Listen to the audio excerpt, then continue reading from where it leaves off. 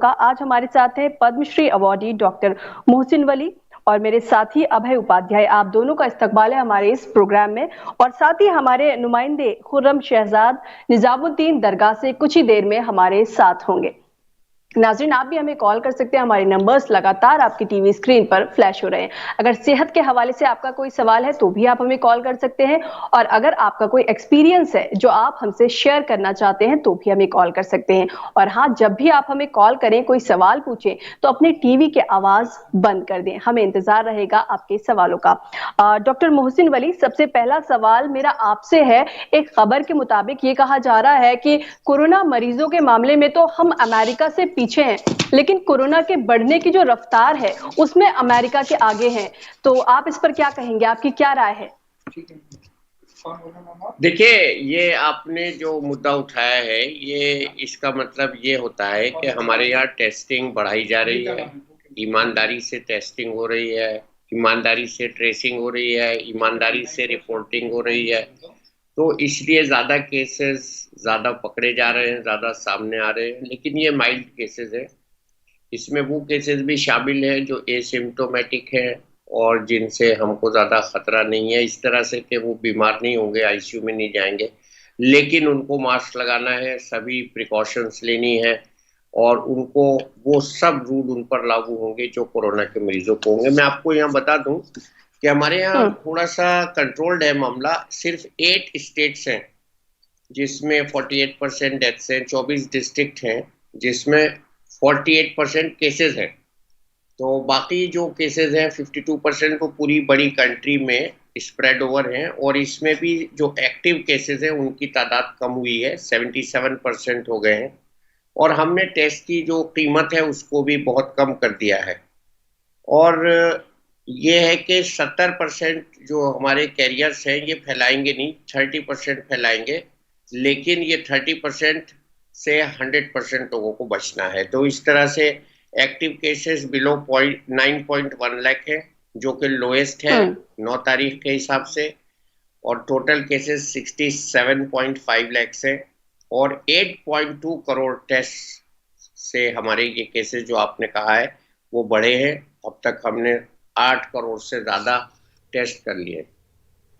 जी doctor तो मोहसिन वली, एक सवाल और उसके जरिए मैं समझना चाहता हूं जरा इस वायरस का नेचर। WHO ने भी पिछले दिनों काफ़ी तारीफ की थी पाकिस्तान की और कुछ दीगर देशों की भी, और ये कहा कि वहाँ पर इसको कंटेन करने के लिए बहुत अच्छे इकदाम किए गए, व्यवस्थाएं बहुत अच्छी की गई। और लेकिन जहाँ हमने देखा कि वहाँ पाकिस्तान से सबसे पहले तो वहाँ की सरकार ने ये कहा कि हमारे यहाँ हालात ऐसे नहीं हैं कि हम लॉकडाउन कर सकें, लोग भूखे मर जाएंगे, तो इसके ऊपर बिल्कुल ध्यान ही नहीं दिया गया और वहाँ से इस तरह कोई डेटा भी नहीं मिला कि कितनी मौतें हुई या कितने लोग इससे मुतासिर हुए। तो क्या ये मानकर चलें कि वहाँ पर कोई एहतियाती कदम भी नहीं उठाया गया और वायरस खुद ब खुद ख़त्म हो गया? शुरुआती दिनों में तो कुछ डेटाज आए थे वहाँ से, लेकिन बाद में इस तरह की कोई जानकारी नहीं आई। जानकारी आई तो बस इतनी कि WHO ने बहुत ही तारीफ की। नहीं, वहाँ पे रूरल एरियाज में नहीं है, हमारे यहाँ रूरल एरियाज में गया है और हम डेमोग्राफी दोनों कंट्रीज की कोई ख़ास अलग नहीं है, लेकिन बड़ा डिफरेंस ये है कि हमारे यहाँ रूरल एरियाज में इस वक्त जो इन्फेक्शन है उस पे हम ध्यान दे रहे हैं और इसलिए ध्यान देना ज़रूरी है क्योंकि वहाँ से जो हेल्थ इंफ्रास्ट्रक्चर है, अगर वहाँ पे ये केसेस बढ़ जाते हैं तो फिर बहुत ज़्यादा मुश्किल हो जाएगा इसको कंट्रोल करने के लिए। तो हमारे एफर्ट्स जो हैं उसको भी WHO ने बहुत तारीफ की है और आज आपको बहुत अच्छी बात आपको इस प्रोग्राम में इंक्लूड कर लेनी चाहिए कि प्रधानमंत्री जी ने ट्विटर पे एक कैंपेन चलाया है जो कंट्री को कोरोना फ्री बनाने के लिए और कोरोना से लड़ने के लिए लोगों को आगाह करने के लिए और लोगों को जोड़ने के लिए किया गया है और ये बहुत अच्छा वेलकम स्टेप है। जी बिल्कुल, तो इसी बीच देखते हैं कि लोगों के बीच में ये मैसेज किस तरीके से पहुंच जा रहा है। हमारे रिपोर्टर निजामुद्दीन से खुर्रम शहजाद भी हमारे साथ जुड़ चुके हैं और वो बताएंगे किस तरीके से वहाँ पर लोग पहुँच रहे हैं, क्योंकि रिलीजियस प्लेसेस को भी ओपन कर दिया गया है। आने वाले वक्त में स्कूल्स भी ओपन हो जाएंगे, तो किस तरीके से लोग वहाँ इकट्ठा हो रहे हैं, क्या एहतियात बरत रहे हैं, क्या सूरत हाल है वहाँ पर खुर्रम?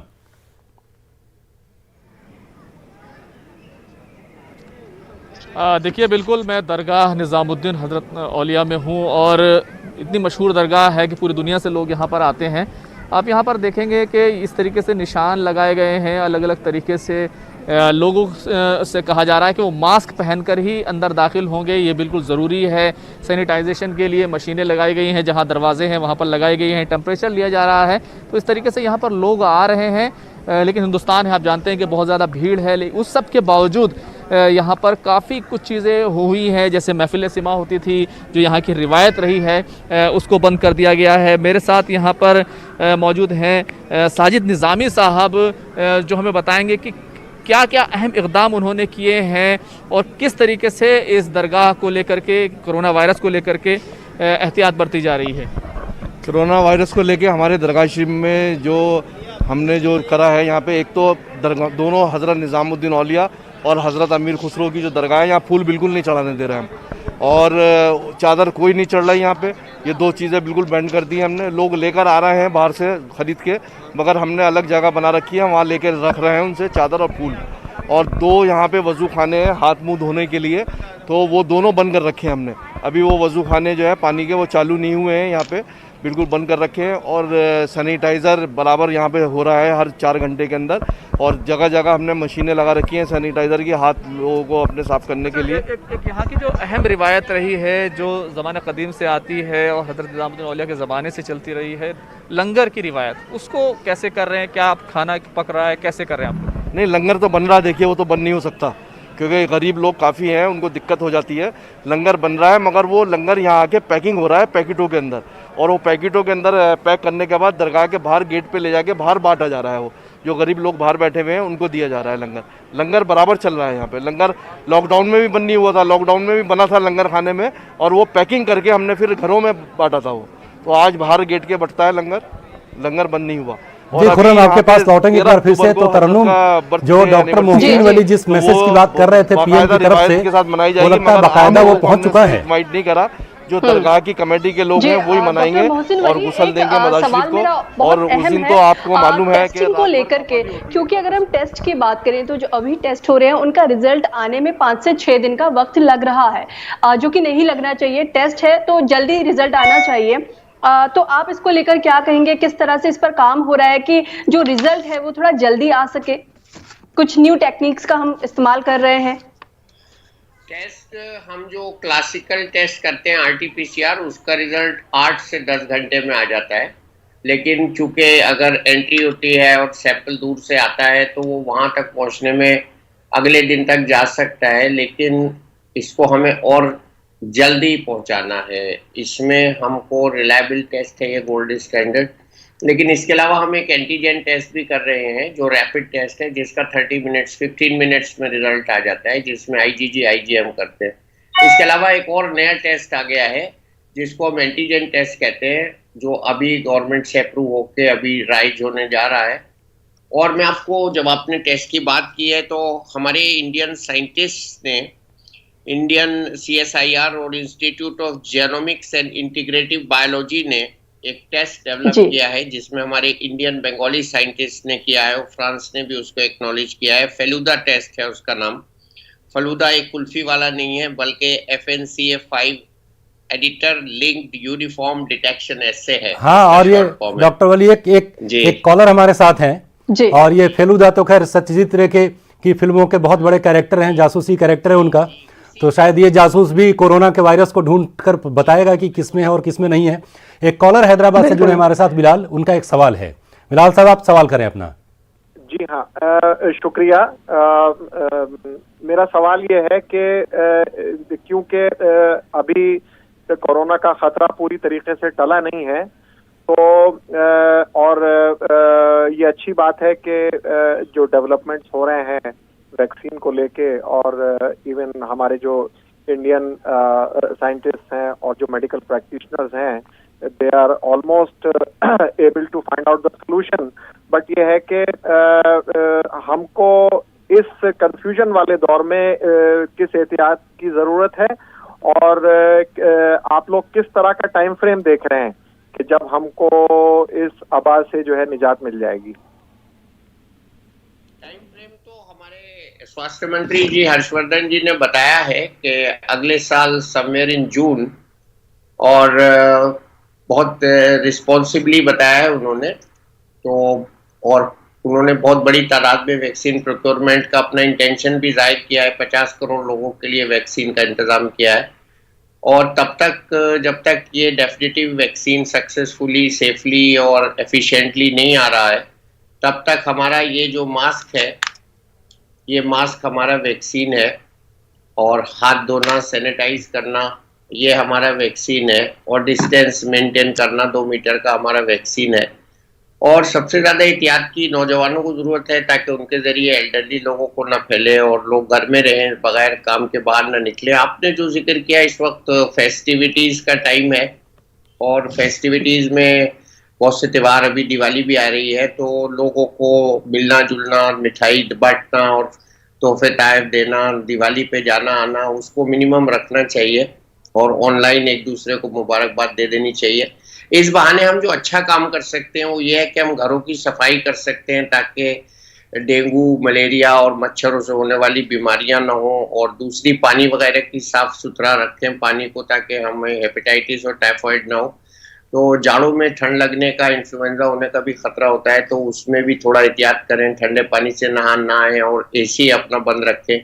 तो ये सब एहतियात अगर हम करेंगे तो बहुत सा डिसिप्लिन हमको करना है, जिसको छोड़ना नहीं है। कई मुल्कों ने डिसिप्लिन छोड़ा तो वहाँ पे बहुत नुकसान हुआ है और दोबारा उन्हें लॉकडाउन करना पड़ा है। हमारे यहाँ वैसी हालत नहीं है कि हम दोबारा लॉकडाउन करें। और ये अच्छी बात है कि कुछ कॉन्सेंट्रेटेड हमारे डिस्ट्रिक्ट्स हैं और कुछ स्टेट्स हैं, उसमें कोरोना बाकी है। बाकी हमने कोरोना पे बड़े तादाद में फतेह पा ली है और मासेस एजुकेट कर दी गई हैं। और आप जैसे समझदार लोग इस कैंपेन को आगे बढ़ाएं तो बहुत अच्छा होगा। और हमें कोरोना से डरना नहीं है, बल्कि कोरोना को डिफीट देनी है, इसको हराना है। और उसके लिए सबसे ज़्यादा ज़रूरी ये है कि हम अपने खाने पीने का ध्यान रखें, बाहर का खाना न खाएं, हल्दी वाला दूध पिएं, तुलसी का इस्तेमाल करें, काली जो जीरी है, कलौंजी। जी बिल्कुल डॉक्टर मोहसिन, तो तरन्नुम क्यों न चले एक बार फिर से खुर्रम के पास और देखें कि डॉक्टर साहब जो एहतियात की बात कर रहे हैं। अभय जी बिल्कुल बात करेंगे खुर्रम से, लेकिन एक कॉलर हमारे साथ है, पहले उनका सवाल ले लेते हैं। जी बताएं, क्या सवाल है आपका, क्या पूछना है आपको? अस्सलाम वालेकुम।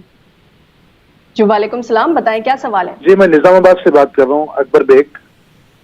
जी मेरा सवाल ये है कि कोविड-19 इस वक्त तो चल रहा है सारी दुनिया में, और बास पेशेंट्स ऐसे हैं जो अस्थमा के हैं, जिनको अस्थमा है, अगर वो मास्क इस्तेमाल करते हैं तो उस दौरान में वो लोगों का जो है ना ब्रीथिंग बढ़ जा रहा, मतलब तो ऐसे लोग क्या एहतियाती तदाबीर इख्तियार करना चाहिए? देखिए, मास्क के इस्तेमाल से सैचुरेशन पर बिल्कुल कोई फर्क नहीं पड़ता है। मैंने 3 मास्क लगाकर अपना सैचुरेशन देखा है और सैचुरेशन डिप नहीं करता है। मास्क जो है वो ऑक्सीजन को कम नहीं करता है। मास्क कोई ऑक्सीजन का फिल्टर नहीं है, मास्क तो जरासीम का और वायरस का फिल्टर है। तो मास्क के बाद हमको अपना सैचुरेशन अगर हम देखते हैं तो बराबर रहता है, ऐसा नहीं है।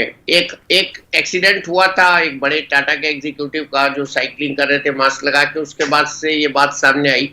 और साइकोलॉजिकली थोड़ा सफोकेशन कुछ लोग फील करते हैं, तो बाई नाउ उनको आदत डाल लेनी चाहिए कि अब हमको मास्क के साथ ही रहना है।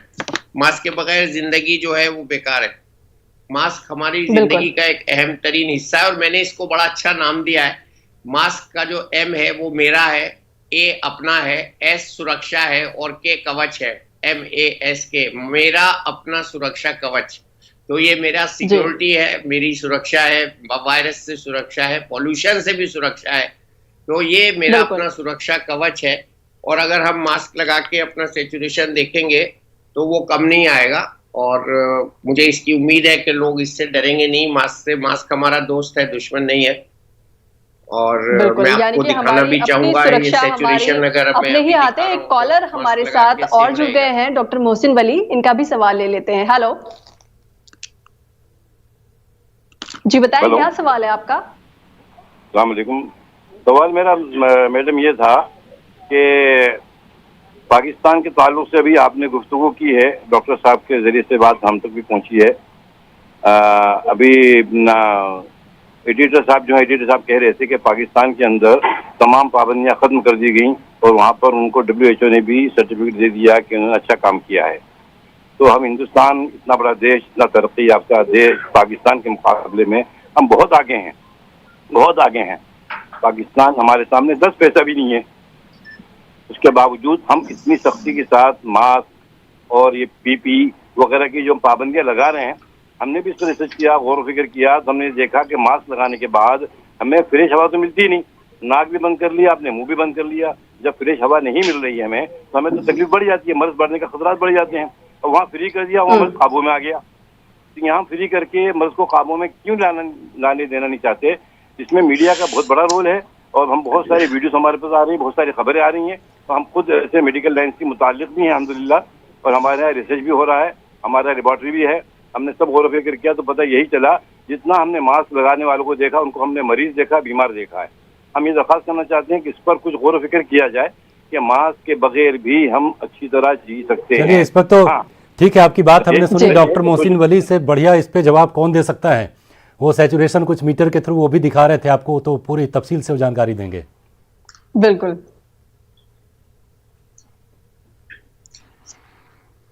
कट गया यार, इन फोन के चक्कर में कट जाता है। चलिए, अभी हम डॉक्टर मोहसिन के पास लौटेंगे तरन्नुम, अभी उनसे आवाज नहीं आ पा रही है उनकी। खुरम के पास चलते हैं। खुरम, आप तो ऐसी जगह पर हैं जहाँ बहुत सारे लोग आते हैं। जिस बात की बात डॉक्टर मोहसिन वली कर रहे थे और पीएम नरेंद्र मोदी के उस कैंपेन की बात कर रहे थे कोरोना फ्री कंट्री करने के लिए, तो लोग उसमें कितना बढ़ चढ़ कर हिस्सा ले रहे हैं, किस तरीके से एहतियात बरत रहे हैं? बिल्कुल।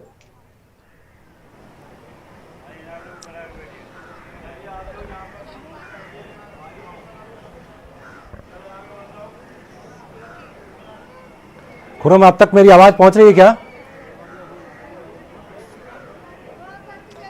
जी जी, आवाज मिल रही है आपकी? जी, मैं आपसे ये जानना चाह रहा था, जिस बात का जिक्र डॉक्टर मोहसिन वली कर रहे थे, यहाँ पर जिस तरह की। जी, आप दें, जवाब दें। बिल्कुल बिल्कुल, देखिए, जो जिस बात का जिक्र डॉक्टर मोहसिन वली कर रहे थे, अगर यहाँ पर आप देखेंगे तो आमतौर से लोग जो ज़्यादातर हैं 90% के करीब जो लोग हैं वो यहाँ पर आपको मास्क लगाए हुए दिखाई देंगे। आज जुमेरात का दिन है, आपको यहाँ पर थोड़ी ज़्यादा भीड़ दिखाई देगी। हालांकि इससे पहले बहुत ज़्यादा भीड़ हुआ करती थी, वो भीड़ अब उस तरह से नहीं है। लेकिन फिर भी जिस तरह से हम देख रहे हैं, अलग अलग तरीके से हुकूमत ने इजाज़त दी है, शादियों के लिए अलग तरह की इजाज़त दी है, मीटिंग्स के लिए अलग तरह की इजाज़त दी है, और तदफीन और मैयतों में शामिल होने के अलग तरह से इजाज़त दी है। तो वो तमाम चीज़ें अपनी जगह है। लेकिन क्योंकि हिंदुस्तान में भीड़ ज़्यादा है, जगह कम है, और यहाँ पर बहुत ज़्यादा लोग आते हैं, अपनी मन्नतें लेके आते हैं, तो 90% के करीब जो मुझे यहाँ पर लोग दिखाई दिए, 90% से 95% के करीब जो ज़्यादातर लोग हैं। कुछ लोग मास्क लगा रहे हैं, उनके पास मास्क है 100% लोगों के पास, लेकिन वो मास्क नीचे कर लेते हैं। वो एक दिक्कत है, शायद सफोकेशन है, और जिस तरह से डॉक्टर मोहसिन वली बता रहे थे, तो उसकी कमी ज़रूर दिखाई देगी। शायद दिक्कत होती है, उसकी वजह से नीचे कर लेते हैं, उसके बाद फिर से लगा लेते हैं।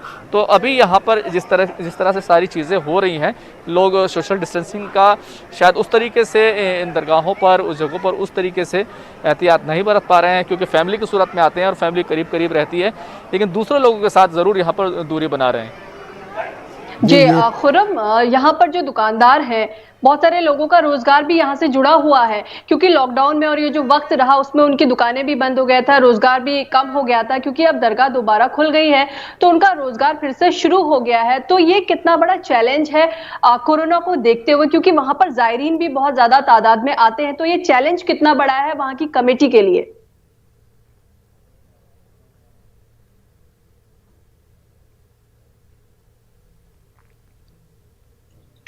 जी खुर्रम, क्या आप तक मेरी आवाज आ रही है?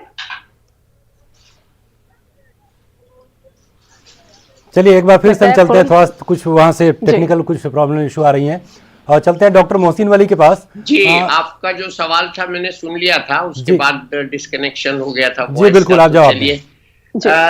देखिए, हमने बार बार ये कहा है कि हम किसी कंट्री से अपनी कंट्री के डेमोग्राफिक्स को कंपेयर नहीं कर सकते। जो भी अच्छी चीज़ें हो रही हैं उनको हमें अप्रिशिएट करना चाहिए, और हमने जो सबसे ज़्यादा प्रिकॉशन वाला जो काम है वो ही करना है, और हमें दुनिया के सामने एक मिसाल बनना है। पूरी दुनिया की नज़रें इस वक्त इंडिया पर हैं, क्योंकि इंडिया वैक्सीन का सबसे बड़ा प्रोड्यूसर है। इंडिया की तारीफ WHO ने की है, प्राइम मिनिस्टर की तारीफ WHO ने की है हमारे। तो हमारे जो, और धारावी में जब हमने अपना इन्फेक्शन कंट्रोल किया था बॉम्बे में, तो सबसे बड़ा वर्ल्ड का स्लम है ये, उसकी तारीफ की थी। तो जब एक अच्छा तालिब इल्म होता है और उसकी तारीफ होती है तो वो और मेहनत करता है और ज़्यादा एहतियात करता है और ज़्यादा पढ़ता है ताकि उसकी परफॉर्मेंस अच्छी हो। तो हमें सिट बैक नहीं करना है और हमें देखना है कि हमारी वजह से कोरोना बिल्कुल ख़त्म हो जाए। कोरोना जो है बिल्कुल ख़त्म करना है और कोरोना को फाइट वैक्सीन से पहले करना है, क्योंकि वैक्सीन के आने में अभी टाइम है। तो जो भी चीज़ें दूसरे कंट्रीज में हो रही हैं उससे अपने को कंपेयर नहीं करना है। और मास्क की तो ऐसी प्रिकॉशन है कि आज से 10 साल पहले भी जो हमारे यहाँ जापान से टूरिस्ट आते थे, कोरिया से आते थे, 5 स्टार होटल्स में वो मास्क लगाकर घूमते थे, तो हम ये समझते थे कि ये पॉल्यूशन की वजह से लगा रहे हैं। नहीं, वो अपनी एहतियात की वजह से लगा रहे थे। और अभी भी उन्होंने कोरिया में, जापान में, इवन इंडोनेशिया में, इवन बांग्लादेश में ये दिखाया है कि मास्क लगाने से सबसे ज़्यादा फायदा होता है। और मास्क हमारा बेहतरीन दोस्त है, जैसे मैंने अभी कहा, ये मेरा अपना सुरक्षा कवच है और इसको नहीं छोड़ना है। Mask is a good habit and mask is a hygienic habit. और हमने सब इकदाम कर रखे हैं, ऐसा नहीं है कि हमने कोई इकदाम छोड़ रखे हैं। हमारे हॉस्पिटल सबसे अच्छे हैं, वर्ल्ड में हमारे डॉक्टर्स सबसे अच्छे हैं। हमारे डॉक्टर्स ने अमेरिका में लंग का ट्रांसप्लांट किया है, अपने मुल्क में हैदराबाद में और चेन्नई में लंग का ट्रांसप्लांट किया है। आज भी हम कोरोना के मैनेजमेंट में दुनिया को हाइड्रोक्सी क्लोरोक्विन सप्लाई किए हैं। एंटीवायरल दवाएं इंडिया से जा रही हैं और इंडिया की बहुत सी कंपनियों की जो एंटीवायरल दवाएं बनी हैं वो एट पार अमेरिकन दवाओं के बराबर हैं। हमारी रिसर्च वायरस में एट पार है वर्ल्ड के साथ। और हमारे साइंटिस्ट ने अभी जो क्रिस्पर वाला ये टेस्ट दिया है, जिसके बारे में आपने बिल्कुल सही कहा, ये सत्यजीत रे की फिल्म का कैरेक्टर है, और ये सिर्फ 500 रुपये का टेस्ट है और 30 मिनट के अंदर इसका इंटरप्रिटेशन हो जाएगा। और ये मुझे लग रहा है कि आने वाले दिनों में ये सबसे कामयाब टेस्ट होगा, क्योंकि क्रिस्पर जेनेटिक एडिशन, एपिजेनेटिक्स पर ये मबनी है और ये बहुत ही कन्वीनियंट और एक्यूरेट टेस्ट है जिसकी एक्यूरेसी 98%। चलिए, तो डॉक्टर मोहसिन वली, आपने बहुत सारे सवालों का एक साथ जवाब दे दिया है। और जो हमारे लास्ट कॉलर थे, मास्क को लेकर जो एक कंफ्यूजन थी, वो भी आपने बिल्कुल क्लियर कर दिया। जी तरन्नुम, आप कंटिन्यू करें सवाल। जी बिल्कुल, मैं एक सवाल पूछना चाह रही हूँ डॉक्टर वली से। हमारे जो हेल्थ मिनिस्टर हैं डॉक्टर हर्षवर्धन, उन्होंने आयुर्वेदिक दवाओं को लेकर के और योग को लेकर के नए प्रोटोकॉल्स जारी किए हैं। उन्होंने कहा है कि च्यवनप्राश खाएं, तुलसी खाएं, जीरे के साथ गर्म पानी लें, तो ये जो अश्वगंधा लें, तो ये जो चीजें हैं ये कितनी कारगर साबित हो सकती हैं और हो रही हैं? आपकी क्या राय है इस पर? देखिए, उन्होंने इसलिए कंफ्यूजन दूर किया कि बहुत सी एडवर्स पब्लिसिटी हो गई थी कोरोनिल को लेके, जब वो 2 दिन का मीडिया कैंपेन चला था फेवर में और अगेंस्ट में। तो डॉक्टर हर्षवर्धन ने ऐलान जो किया है वो आयुष, जो हमारा डिपार्टमेंट है स्वास्थ्य मंत्रालय का आयुष, तो उसने पूरी रिसर्च करके इतने 6 महीने में जो लब्बो-लुबाब निकाला है इसका, वो ये है कि एनर्जी और इम्यूनिटी को बूस्ट करने के लिए, एनहेंस करने के लिए घरेलू नुस्खे जो हमारे पुराने हैं वो बहुत कारगर हैं। और उसमें हाइजीन के साथ साथ अगर हम च्यवनप्राश का इस्तेमाल करें और तुलसी का इस्तेमाल करें, उन्होंने 3 चीज़ें बताई हैं, अश्वगंधा बताया है, च्यवनप्राश बताया और गिलोय बताया। इसके अलावा मैंने जो भी आपको बताया, कलौंजी बताया है, दालचीनी बताया है, और ये जो काढ़ा प्राइम मिनिस्टर साहब ने बताया था वो है। तो ये सब मिला के जो है बहुत अच्छा है और ये इसको हमको इस्तेमाल करने से ताकत आएगी और इसका डॉक्टर मोहसिन वली, आपको रोक रहा हूँ एक पल के लिए। एक कॉलर हमारे साथ जुड़े हुए हैं, एक कॉलर जुड़े हैं हमारे साथ और उनके पास भी एक सवाल है आपके लिए। जी, आप अपना सवाल पूछें। हेलो जी, आप सवाल पूछें। आप हेलो हेलो हेलो जी, अयूब साहब आप सवाल पूछें। मैं जयपुर से बोल रहा हूँ अयूब अली जी। मेरा सवाल है, क्या ये कोरोना दोबारा हो सकता है? एक बार होने के बाद दोबारा हो सकता है क्या? कोरोना का किसी को हो चुका है तो क्या उससे उसकी बॉडी के अंदर वैक्सीनेशन का कुछ इम्पैक्ट आया है? चलिए ठीक है, आपका सवाल पहुंच गया डॉक्टर साहब के पास। कोरोना एक बार होना पासपोर्ट नहीं है कि ये दोबारा नहीं हो सकता। ये आपका सवाल बिल्कुल जायज़ है और ये सबको जानना चाहिए, समझना चाहिए। पूरी एहतियात कोरोना होने के बाद भी रखनी चाहिए। और ये 2 तरह से दोबारा हो सकता है। एक तो ये है कि कोरोना के मरीज कुछ लॉन्ग हॉलर्स बन जाते हैं जिसमें वायरस लंबे वक्त तक उनकी बॉडी में रहता है, या वायरस के टुकड़े रह जाते हैं, जिसको हम एस प्रोटीन कहते हैं, कैप्सिड कहते हैं, आरएनए कहते हैं। दूसरा, कोरोना दोबारा री इन्फेक्शन हो सकता है, तो ये बात भी अब कई यूरोपियन कंट्रीज ने साबित कर दी है। हमारे यहाँ इसके बारे में थोड़ा सा अभी मैं श्योर नहीं हूँ, लेकिन कोरोना दोबारा हो सकता है, ये बात सही है। और तीसरा ये है कि कोरोना की एहतियात ये समझकर छोड़नी बिल्कुल नहीं चाहिए कि मुझे कोरोना हो गया और मैं इम्यून हो गया। कोरोना की इम्यूनिटी अलग अलग लोगों में अलग अलग तरीके से एंटीबॉडी बन रही है और उनका टाइटर अलग अलग ड्यूरेशन के लिए उनके ब्लड में रहता है। इवन वैक्सीनेशन के बाद भी अलग अलग मुद्दत के लिए टाइटर पाया गया है। तो कोरोना की इम्यूनिटी कितनी लंबी रहती है, 3 महीने रहती है, 6 महीने रहती है, 1 साल रहती है, 2 डोजेस के साथ वैक्सीन के साथ रहती है, ये बड़ा ही रिसर्च हो रही है इस पे, इसीलिए वैक्सीन आने में इतना वक्त लग रहा है। तो हमें जब तक वैक्सीन का इंतजार है तब तक मास्क और हमारा सोशल डिस्टेंसिंग और हैंड सैनिटाइजेशन, ये 3 बड़े वैक्सीन हैं जिनको हमें अपना कर रखना है और आइंदा के लिए भी इनके साथ रहना है और कोरोना के साथ भी रहना है। और कोरोना दोबारा हो सकता है, ये इनके सवाल का जवाब। जी, डॉक्टर मोहसिन वली, आप और अभय उपाध्याय जी, आप शहजाद, आपका भी, आप तीनों हमारे इस प्रोग्राम में शामिल हुए, आप लोगों का बहुत बहुत शुक्रिया। तो नाज़रीन, फिलहाल हमें दीजिए इजाजत, आपसे फिर मुलाकात होगी, लेकिन आप घर पर रहिए, सेफ रहिए, मास्क लगाइए और हाथ धोते रहिए। आदाब।